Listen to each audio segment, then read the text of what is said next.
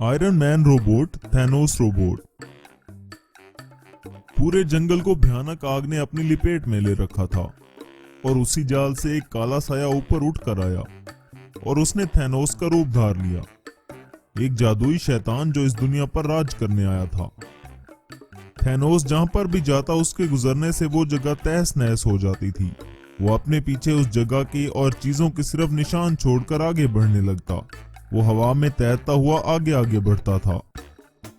धीरे धीरे लोगों को उसके बारे में पता चल गया और लोगों के मन में थैनोस की दहशत जाग उठी। उसका नाम सुनते ही लोग थर थर कांपने लगते थे। मुझे अपना मालिक मानो इंसानों, नहीं तो मैं सारी दुनिया जलाकर राख कर दूंगा। तुम लोग मेरे सामने सूखे तिनके की तरह हो जो मेरे पास आते ही जल जाओगे। मुझसे डरो इंसानों, हम हमारे ऊपर वाले से डरते हैं, तुम जैसे शैतान से नहीं। ऊपर वाला तुम्हें तुम्हारे किए की सजा जरूर देगा। मैं भी तो देखूं कौन मुझे सजा देने लायक यहाँ जिंदा बचता है। थैनोस ने गुस्से में आकर उस आदमी को वहीं पर खत्म कर डाला। ऐसे लोगों को छूने तक की भी उसे जरूरत नहीं पड़ती थी। थैनोस ने शहर से बाहर आने जाने के सभी रास्ते बंद कर दिए। अरे ये क्या हो गया है? इस शहर में कोई भी मेरा फोन क्यों नहीं उठा रहा? ना किसी से मैं संपर्क कर पा रहा हूँ। कुछ तो गड़बड़ जरूर है। शायद वहाँ पूरा शहर ही खतरे में है। मुझे जल्द से जल्द वहाँ जाना चाहिए। राहुल दूसरे शहर में रहता था, पर उसके सारे दोस्त उसी शहर में रहते थे जहाँ थैनोस ने आतंक मचा रखा था। राहुल 2 दिन से उनसे संपर्क करने की कोशिश कर रहा था, पर हो ही नहीं पा रहा था। इसे इसलिए अपने दोस्तों की चिंता सताने लगी। उसने ठान लिया कि वो खुद शहर जाकर पता करेगा कि आखिर माजरा क्या है। राहुल के पास एक आयरन मैन रोबोट था, जिसकी वजह से वो बड़ी से बड़ी मुश्किल आसानी से हल कर लेता। वो तुरंत अपने रोबोट को लेकर उस शहर जा पहुंचा। शहर की सीमा पर पहुंचते ही उसे खतरे का अंदाजा हो गया।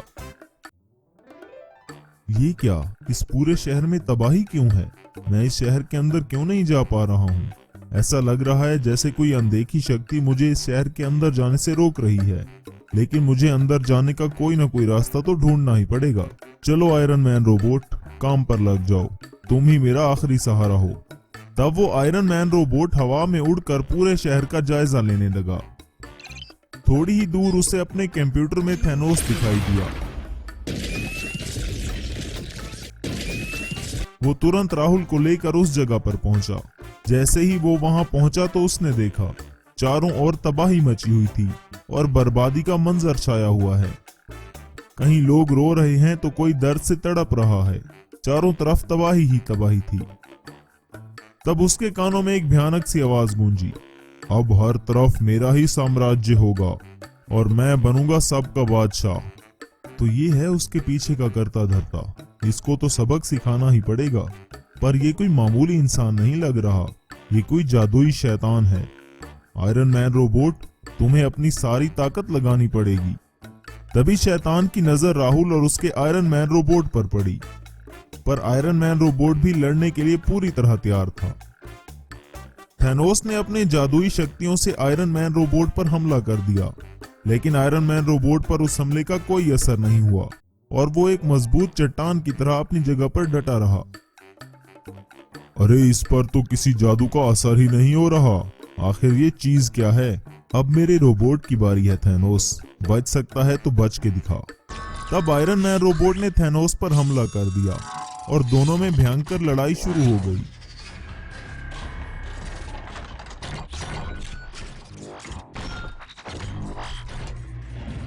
थैनोस बार बार आयरन मैन पर हमला कर रहा था। आयरन मैन भी थैनोस को बराबर जवाब दे रहा था। काफी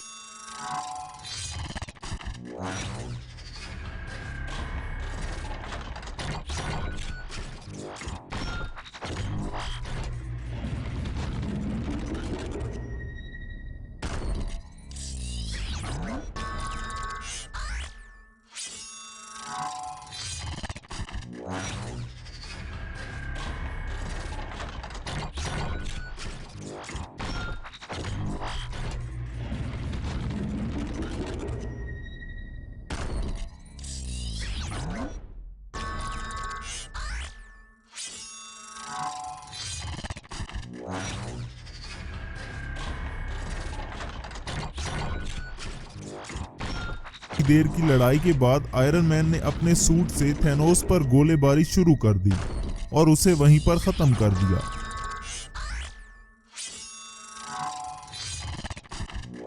इस तरह आयरन मैन रोबोट ने बड़ी आसानी से थैनोस का खात्मा कर दिया। मैजिकल दिवाली पटाखा रोबोट जेसीबी रोबोट। उमेश बहुत ही मेहनती लड़का था। वो हर साल दिवाली में पटाखों की दुकान लगाता था। लोगों को वो कम दामों में अच्छे पटाखे देता था। लेकिन इस साल उसने एक मैजिकल दिवाली पटाखा रोबोट बनाया और इसी रोबोट पर वो पटाखे बेचने लगा। सारे लोग ऐसे अजीब और निराले रोबोट को देखने के लिए उमेश की दुकान में भीड़ करने लगे। उमेश का पटाखे का कारोबार बहुत ही अच्छे से चलने लगा। तभी एक गरीब लड़का पुराने कपड़ों में उसकी दुकान पर आता है। भीड़ की वजह से वो पटाखा रोबोट को देख ही नहीं पा रहा था।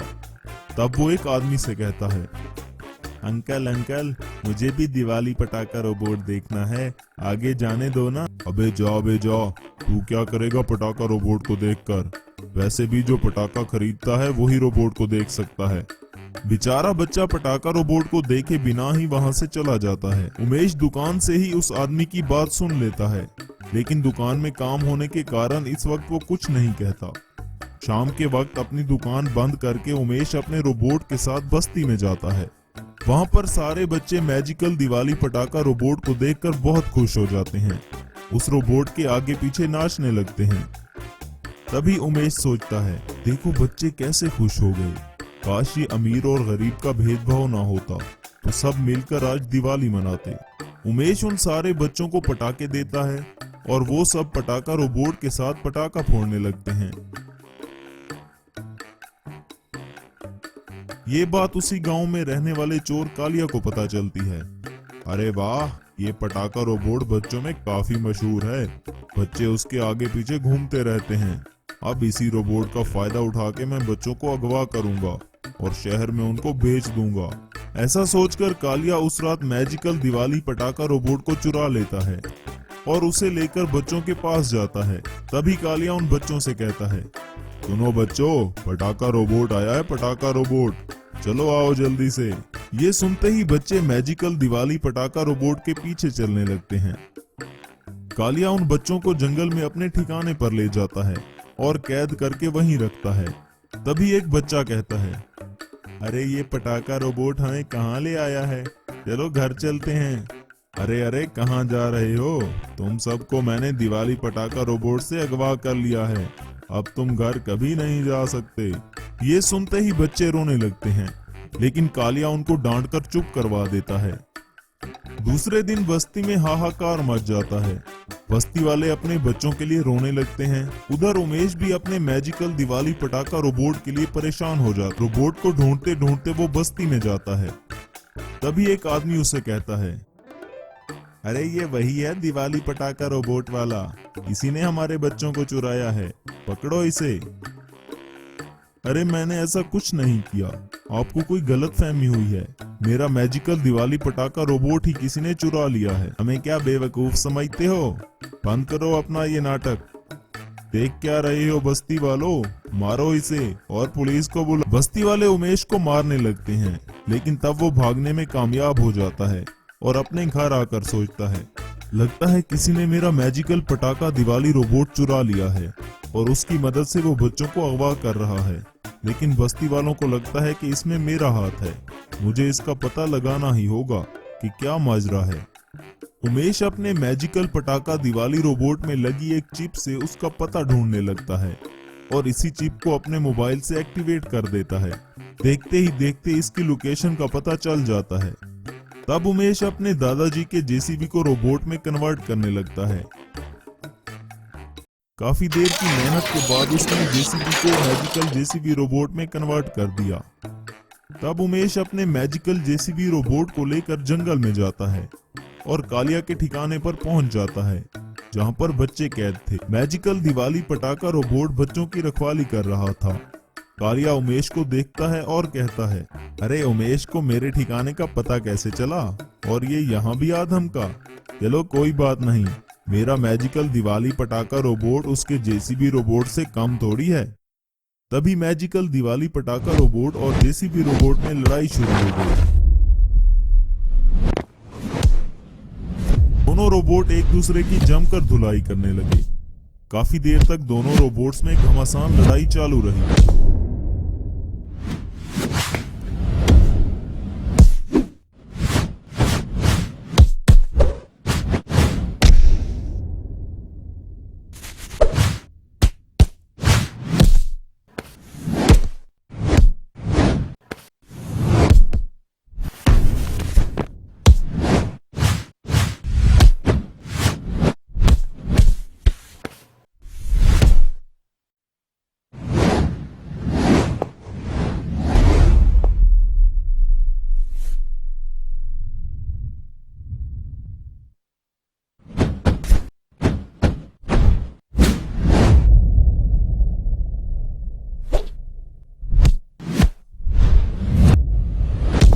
आखिर में जेसीबी रोबोट ने मैजिकल दिवाली पटाखा रोबोट को मार गिराया।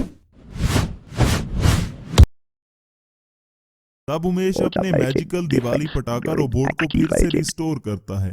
तभी वो सब बच्चों को बस्ती लेकर आता है। सुनो बस्ती वालों, आपका गुनहगार मैं नहीं बल्कि ये कालिया है। इसी ने आप सबके बच्चों को अगवा किया था। और उमेश का धन्यवाद करके सारे लोग उससे माफी मांगते हैं। उमेश ने सही समय पर अपना दिमाग चलाया और बच्चों को बचा लिया। इस तरह सारे बस्ती वाले मैजिकल दिवाली पटाखा रोबोट और जेसीबी रोबोट के साथ मिलकर खुशी खुशी दिवाली मनाने लगे।